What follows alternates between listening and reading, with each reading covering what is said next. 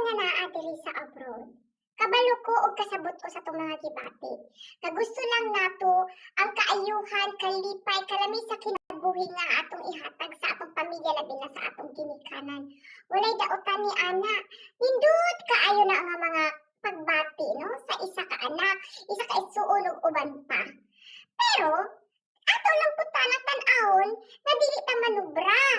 Nga hangtod ang atong kapamilya kapuso, kapusod, katinai kabaga, wala na lang po'y nabalaan sa kinabuhi kundi ang magsalig, magtunganga sa padala ni Manang ni Ate ni Undoy ni Inday ug ni Udong. Kay kung kita na pod ang wala, simba ko kay wala ta kabalo sa dagan sa tong kinabuhi sa atong pagpang-abroad. O kita na pod ang wala, kinsa may magnanga, edi kitang tanan ang nga. Dili lang ikaw, dili lang imong pamilya.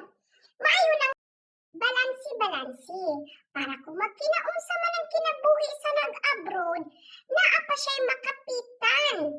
Dili man daotan ang muhatag sa kalipay sa atong kapamilya, kapuso, kapusod, katinai, katalinga, kakilay ug uban pa. Pero hunahunahon sab nato nga naapay ugma.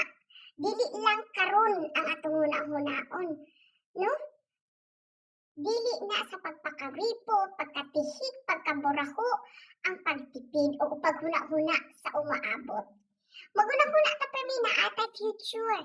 Dili lang ang English grammar ang naay future tense. No? So, tabang-tabang mo na giingon sa uban pa, it takes two to tango. Muna ang kita nga abroad, kinahanglan balansi-balansi. Ang pamilya nga nabilin sa Pilipinas, ayaw sab mo og palabi. Sa akong ginaingon, kini nga sugilanon, wala ko'y gipatamaan. I thank you.